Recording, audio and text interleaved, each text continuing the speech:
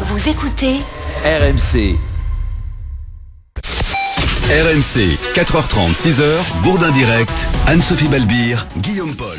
Autour de ce compteur Linky, ça a été adopté aussi, installé chez des millions de personnes dans beaucoup de pays européens. Il n'y a pas de contestation, il n'y a qu'en France finalement qu'on observe ça aujourd'hui.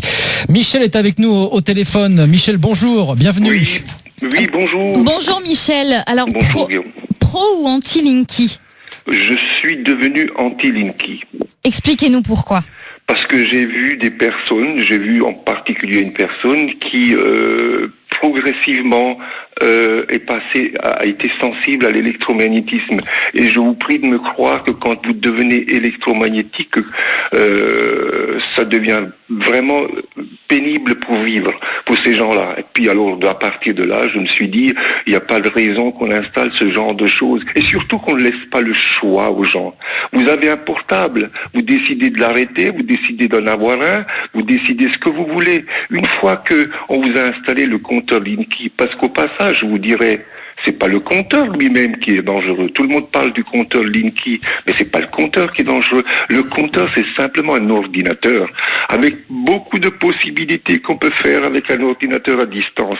C'est la technique qui est employée, le CPL, le courant porteur en ligne. À partir du moment où vous voulez connaître la consommation d'une ampoule, de votre frigidaire, de votre machine à laver, etc., il faut que ce CPL arrive jusqu'à l'unité de consommation. Donc à partir de là, moi j'ai un frigo qui fonctionne à côté de moi, si j'avais le Linky, mais en permanence, je serais subi à l'électromagnétisme quand on voit le CPL.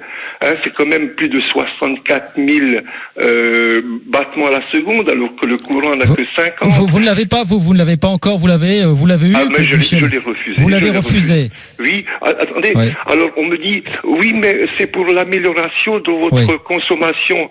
Vous, monsieur, quand vous mettez votre machine à laver en marche, vous surveillez le compteur ? Quand vous mettez votre télévision en marche, vous surveillez le compteur. C'est du tout à n'importe quoi d'ailleurs. Michel, quand vous dites que vous l'avez refusé, c'est-à-dire vous avez refusé l'accès à votre domicile des agents d'Enedis. Non, j'ai un compteur à l'extérieur et j'ai fait constater par l'huissier que j'avais fait une demande de ne pas installer. Écoutez, on veut faire un prélèvement à distance. Mais moi, je suis d'accord de faire le prélèvement à distance. J'ai un compteur d'eau. Il s'arrête donc à ma maison, le compteur d'eau. Il faut un prélèvement à distance, c'est-à-dire une fois par mois, une fois tous les 2 mois, pendant un millionième de seconde, je sais pas, un centième de seconde, il y a une onde qui va et qui vient, qui indique ma consommation. Pourquoi faut pas la même chose sur le compteur électrique? Pourquoi on vient voir jusqu'à ce qu'utilise mon frigo, mon ampoule? Et c'est ça qui fait que toute votre maison est impactée par le CPL et vous êtes en permanence. C'est très partagé. On va devoir s'arrêter là malheureusement, Michel, parce que je voudrais juste vous dire, vous avez des gens qui sont hyper...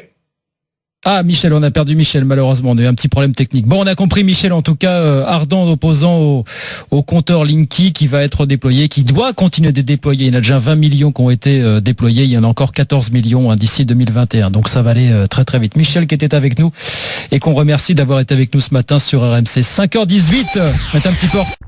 Vous écoutez RMC. RMC, 4h30, 6h, Bourdin Direct, Anne-Sophie Balbir, Guillaume Paul.